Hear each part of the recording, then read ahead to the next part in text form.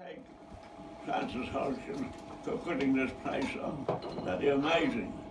The service we get from them is fantastic. So if any of you who are not here already and you're getting up around the 70 mark, for goodness sake, come here. Now, I would like to introduce my family. First of all, I'd like my lad Bill. Where is he? He's over there. I was trying to hide. Now, Bill's from the Tyree. His wife Ruth is out there too. Now, and he's retired. But it amazes me, 65 years ago, I used to carry him on my shoulders. I don't think he'd do it today. I'd have to go on his shoulders. So that's Bill. Now the second one is Anne. It's me. Where's I'm here. I'm over here, Dad. Anne? There's Anne.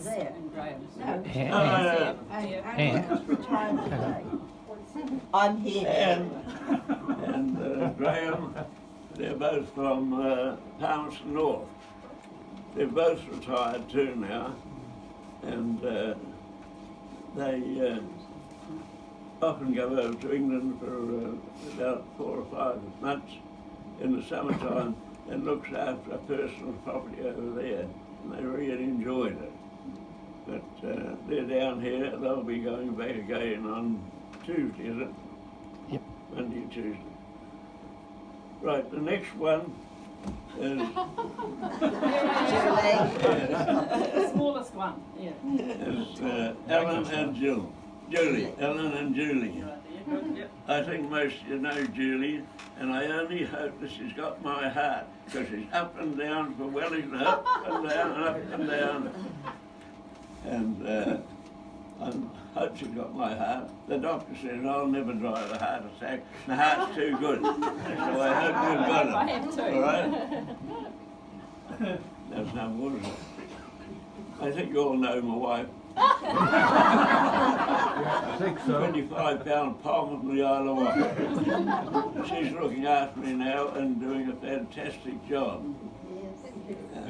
I don't know how long I need her for. I hope the hell I do. She might be worth 25 bob when you sell her. But I do enjoy it here, and this will be a very happy hour to remember. And I'm quite sure that my wife and I really appreciate what they've done for us. And all the girls behind the counter and those that look up and send the grog out. I do thank them very, very much. They're very good.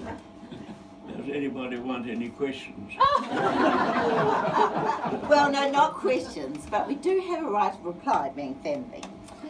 Now, when I was growing up, Dad's dad had died at 68 or something, and he kept saying, I'm not going to live long, and I'm thinking, oh, he's going to die. And as a kid, that really was quite a big thing. Now here he is at 100, and I'm saying, why did I worry? Because he's outlived so many people, and he's been such a blessing to us. And the other thing is, Jill, as you know, is Dad's second wife. Mum died when I was 21. And he met Jill shortly after, and that was the best thing that happened to him. And as a family, we have been so blessed to have her in our lives as a grandma to our children, and as a partner for Dad. So we want to honour Dad, but I also want to honour Jill today for all that she's done for Dad and for our family. Thank you. Now, if you don't know, We talk a lot in our if you family. don't know, Dad's done that as well, but just on behalf of ourselves, I would also like to thank Francis Hodgson and Joy and the team. We worked quite hard to get Dad and Jill up here, because there's no way they would come. they were quite determined. They loved very much their place up in Waverley, and it did sit a bit better with the sun than this. I'll have to do that, but the sunshine and the warmth of the people here, I think, has made up for it for them. So it was a bit of a push to get them here, but when they got them here, they never turned back, and they very much enjoyed it. And I think some of that's about the friendship and the conviviality that they find here, and I know they particularly do enjoy popping into the happy hour, but also the other sorts of events that you've had. So thank you. You know, it's the people that are around you then that really make the difference. Oh, I'm a bit overwhelmed, aren't I? I'm not normally lost for words. I have to do this quite a bit, really.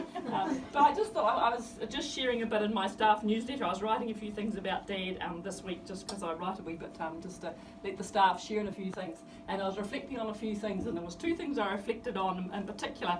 One, as a 5-year-old, Dad used to walk, often by himself, from Gamma Street to Kaikarai School and back again.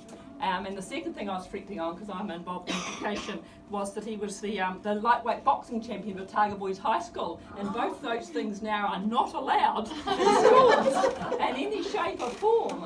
They're terribly non-PC things that you do now.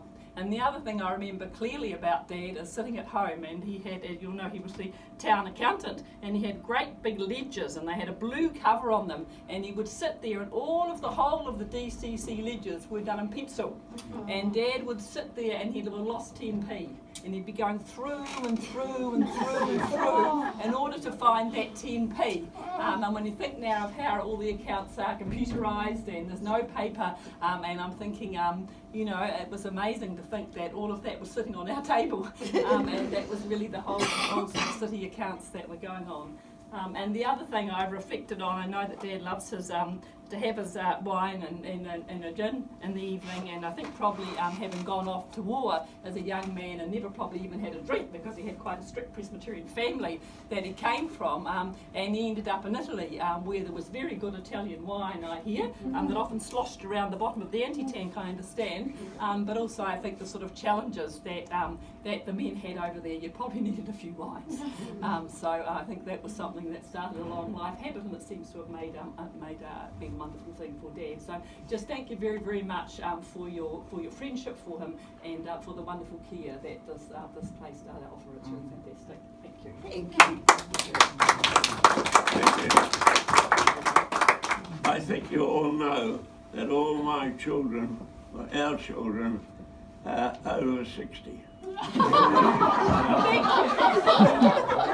I hope they'll be, when they get into my age, or my era, my age, they come right here. So thank you very much indeed. Very enjoyable. I guess as the only son, I better say a couple of words. I've got two sisters that speak very well, and I'm not used to it, so it'll be a very, very short speech. But I can remember my father, a few years ago, I took my wife and we went over around Europe. My father said to me, he said, if you ever see a lady a wee bit older than you, who looks awfully like me, but maybe a relation. And I also remember the Whiskey Club. Are anyone from the Whiskey Club here?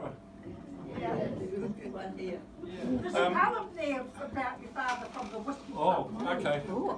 Well, oh, that's right. Oh, this is the one Ron's poem. I can remember that my father said that they had rations given out to them, and when he was, I think, in Cairo, he got given a bottle of whiskey, and doing the best thing that he could, the bottle of whiskey didn't last the night, but the hangover the next day has ensured that he doesn't drink whiskey again.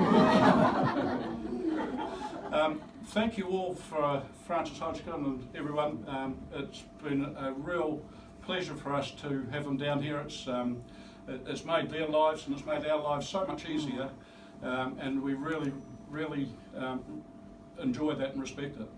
I can remember a few years ago I went over to Australia, and you went to a new place in Sydney, and it was called the Revolving Restaurant. Now we had a bit of an exercise trying to get Dad and Jill to come here, and fortunately they come here. They've still got a magnificent view. They still get the northerly breeze that we used to get up in Waverley, but I think that maybe the management of Francis Hodgkin could try something new. and get a revolving retirement village so that they can turn around and get a little bit of the afternoon sun, which they are missing from Waverley. That'd be good. Thank you very much for inviting us down tonight. We've all thoroughly enjoyed it, and drink up and be merry. Thank you.